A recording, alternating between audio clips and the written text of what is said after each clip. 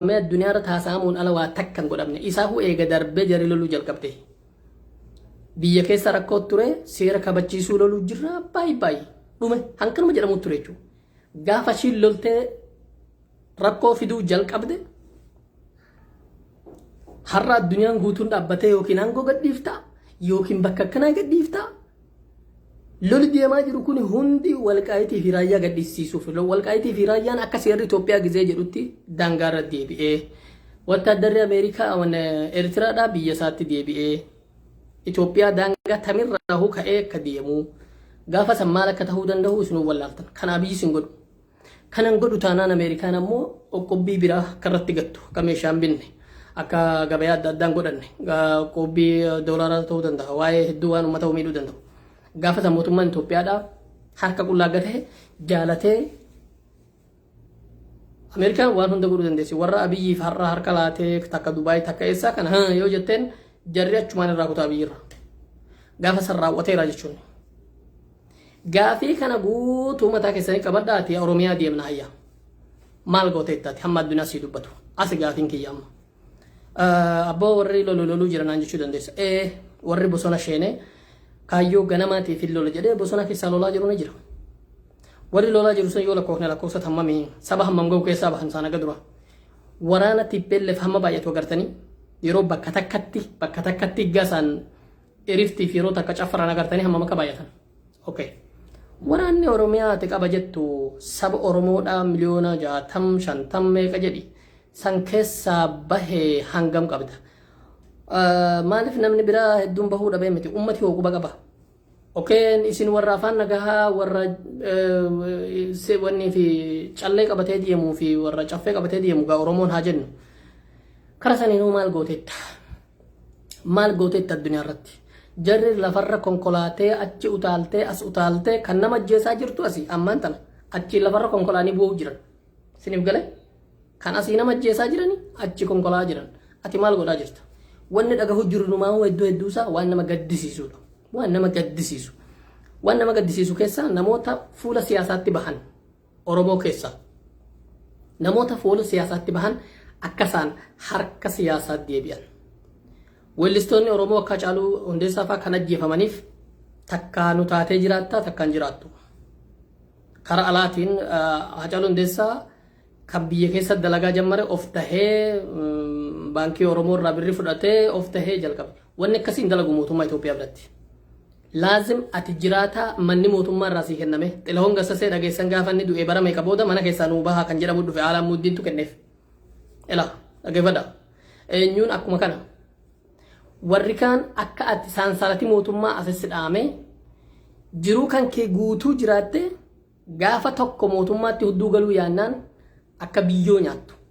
yoon taane gara mootummaa siin jedhe akka deemtu artistoonni har'a jiranis guddeessi isaanii rakkoon isaanii kana guddoo warra kaleessa Oromoof dhiiga kennaa turan gaafa Itoophiyaa deebi'anii jiruu jiraatu jammaran jiruu muka namaarra jiraatu jalqaban kan jallisaa citeeru gaafa tokko faallaa mootummaa dubbatuu yaannaan manni keessa taa'uu jiru kan isaanii makiinaan oofuu jiru kan isaanii baankiin wanni meeqa jiru maal jedhu turtaniitiin Xilahuun Gassaseedha dhageeffadha maanoo Xilahuun Amaara miti yookiin gosa Oromoo maal jedhamullee waa'ee Amaaraa waa'ee Itoophiyaa takkitti nama amanuudha ni gabaabamatti aayidoloojiidha Amaarummaan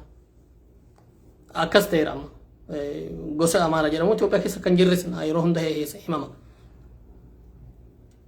bara meeqa kan keessa jiraate amata meeqa jiraate gaafa inni du'e haadha warraasaadha namni manni kiyya jedhu dhufe manni kan nama sanii ta'uu dhabullee manni akka Alaamuddiin irraa kennameef akka waan namaa kee jiraatu ture dhageeffadha Haacaaluu Hundeessaa wanni ajjeefameef waan ittiin hidhatan sansalata mana isaanii keessa jiru akka dhageenyatti manni keessa jiru mana hiriyaan fedhiin kenneef dhageeffadha mootummaan alaa jechuudha dalagaan inni dalagu ture miliyoonni 10 baankii Oromiyaa kan dhuunfaarraa kennamee fi Hibrat baankii gamtoominaa Oromiyaadha namicha yoo dhiigni kan Oromoo walitti araarsu ta'e aana naqalaa namicha jedhanii yaaddatan isa itti gaafatamaan hundeessan baanka sanii kana jechuun mootummaan alatti of tahee jiraachuuf ture jechuun wanni akkasiin taatu Itoophiyaa keessatti akka duota takka jiraatta siniif galee akkasitti si jiraachisuudhaaf har'a maqaa dha'uu sin barbaadu jechuu sin barbaadu hedduu na dhukkube warra oromoodhaaf umrii isaanii guutuu lafa qaxaqaxamanii biyya meeqa deemanii jiruu akkam jiraatantu har'a garagalanii daash jenneetu mara dabarra san dhiisa wanni san godhu namoota har'a jiruu isaan jiraatantu harka mootummaa irra kanatti saba isaanii irraa waa takka jiraatu hin dandeenye jiruu isaan jiraatan keessatti mootummaan akka fallasanii isaan waa takka malee jiraatan mootummaan gaafa barbaade gaafa isaanii harka dhoogte dhaqxee akkaatti siree isaanii irra ciiftu dubbii tokko dhoogtee jennaan akka irraa baaftu maal godhan Jawaar Mohammad eegduun kan isaanii jiruun isaanii wanni guutuun eegduun gosa sadii kan dehennati kan federaalaa kan poolisii makalaakaa godhamee fi wanni meeqa godhamee gadi bahee jabbiloota mallasaatti himaa jennaan siyaasaadha ka'aa qawwee fudhadha lolaan jenne siyaasaadha ni morme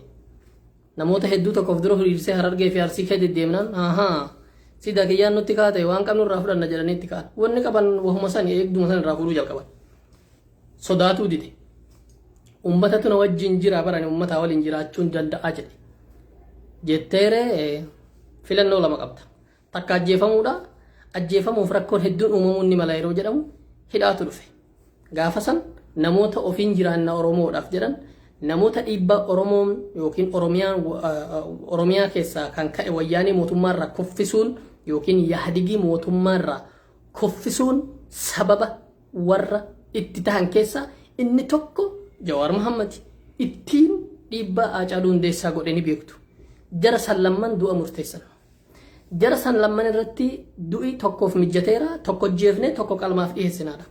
isa tokko jeessanii isa tokko akkaataan itti jeessan waan eegduu qabuuf hedduu kasa sanii dhokatu waan hin dandeenyeef hidhaatti darbinaa jedhan akka ummati irraafatu har'a irraafattetti waan Jawaar Mohammad namni haasa'u jiru Abiy Ahmad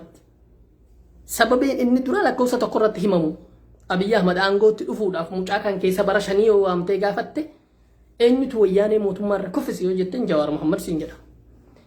wayyaanee duu mootummaarra hin kufini Abiy Ahmad kophee mallasaa dhiquuhu bakka argatu ture gaafa kophee isaanii bira darba jedhe arihanii oppodiyoo keessa galeeti nugusummaa haadhaa eegutu ture manaa maqqijatti kaleessa arge kana jechuun gabaabamatti wanni amma argaa jirru namoonni tokko faayidaadhaan bitamanii sabboonoonni kaleessa yoo laalte kaleessa afaan du'arra deemaa turan Oromoo jechuudha. Har'a afaan guutanii gariin dhaaba adda bilisummaa Oromoo jedhamu keessaa faa bahanii Oromiyaan diiggatuun anaaf dantaa miti hojii kiyyammi warra jedhu faa warra Shanee fi Ashabbaarii Hiwaat ni balaaleffanna jedhu faa afaan Oromootiin. Akkanatu nu keessaa bahee jechuu isaa suni gabaabamatti yeroo laaltu waa lamatu jira gantuu kaleessa faayidaa bicha barbaadaa turanii fi warra kaleessa jiruun oofte namicha tokko viidiyoo taphaa tokkotu ture yoo agartanii jedha yeroo tokko maallaqnii fi tatiisi bakka qubatan ilaalanii jedha nama garii gowwaa kanati kun ittiin hin malu jettutu badhaadhaa ta'a gariin ammoo gamna araadaa irraa oliitu hiyyeessa tahee ta'a hiyyeessi suni hiyyimi qaxaqqaxxee gaaf tokko gowwaa fa'a raasa gooti jechuudha bakkuma malle tokko gadi jedhee kan lafa goroggoruus agarta maaliifin hin dhabe hiyyumni waan nama hin goone hin qabdu